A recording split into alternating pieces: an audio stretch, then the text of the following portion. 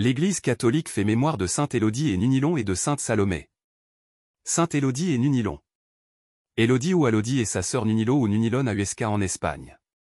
Élodie et Nunilon nés d'un père sarrasin et d'une mère chrétienne, ces deux jeunes Wisigoths refusèrent la loi qui les obligeait à suivre la foi de leur père. Elles acceptèrent le martyre pour être fidèles au Père de notre Seigneur Jésus-Christ. Sainte Alodie, très rarement représentée, figure sur un vitrail de l'église Saint-Jean-Baptiste de Jazeneuil, diocèse de Poitiers. Elle doit probablement sa présence à un prénom porté dans la famille de Mauprier, bienfaitrice de l'église. À Huesca en Aragon, l'an 851, les saintes Nunilon et Alodie, vierges et martyrs. Nées d'un père musulman, mais élevées par leur mère dans la foi chrétienne, elles refusèrent d'abandonner la foi du Christ et, après une longue captivité, en vertu d'un édit de l'émir de Cordoue, Abdar Rahman II, elles furent tuées d'un coup de sabre. Sainte Salomé, mère des apôtres Jacques et de Jean. Salomé, ou Salomé, vient de l'hébreu shalom, formule de salutation qui signifie paix ou prospérité. Nous rencontrons Salomé dans les évangiles. Elle est l'épouse de Zébédée et donc la mère de Jacques et de Jean, qui seront parmi les premiers disciples de Jésus. Salomé est une brave femme et une mère réaliste. Elle pense d'abord, et c'est bien normal, à l'avenir de ses deux fils. Elle sollicite de Jésus qu'il prenne place dans son royaume, sur terre bien sûr, les premiers, à sa droite et à sa gauche. Notre gratitude doit être grande envers Salomé et ses fils, puisque leur demande fait jaillir du cœur du Christ une de ses paroles les plus fortes, le Fils de l'homme n'est pas venu pour être servi mais pour servir et livrer sa vie en rançon pour une multitude. Salomé est la fidèle et la croyante. On la voit parmi ces femmes qui marchent vaillamment à la suite de Jésus. De toutes, l'Évangile fera le plus bel éloge qui soit. En rapportant ce témoignage, elles avaient suivi Jésus, depuis la Galilée, elles le servaient et étaient montées avec lui à Jérusalem. Marie, mère du Seigneur, Salomé et leurs compagnes, que nous appelons les saintes femmes, elles furent fidèles jusqu'à la croix.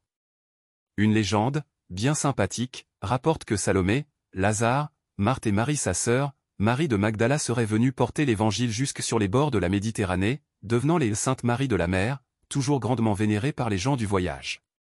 Il ne faut bien sûr pas confondre la Salomé mère des apôtres Jacques et Jean, avec la nièce du roi Hérode Antipas, qui aurait dansé devant lui et demandé en récompense la tête de Saint Jean-Baptiste. Sainte Élodie et Nunilon, Sainte Salomé, priez pour nous.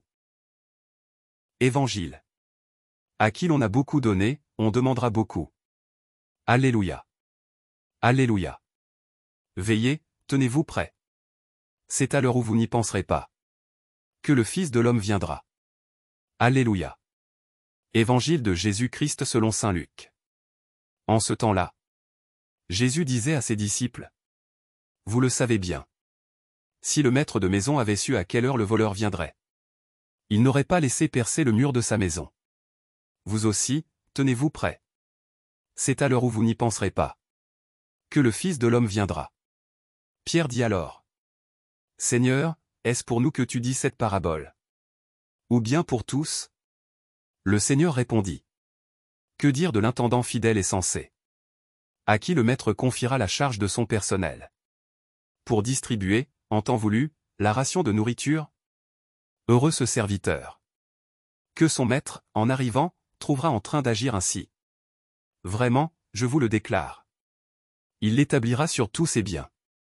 Mais si le serviteur se dit en lui-même: Mon maître tarde à venir, et s'il se met à frapper les serviteurs et les servantes, à manger, à boire et à s'enivrer, alors quand le maître viendra, le jour où son serviteur ne s'y attend pas, et alors qu'il ne connaît pas, il l'écartera, et lui fera partager le sort des infidèles.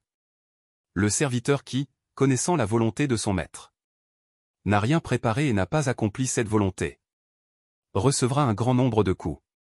Mais celui qui ne la connaissait pas, et qui a mérité des coups pour sa conduite, n'en recevra qu'un petit nombre. À qui l'on a beaucoup donné, on demandera beaucoup. À qui l'on a beaucoup confié, on réclamera davantage. Acclamons la parole de Dieu. Louange à toi Seigneur Jésus.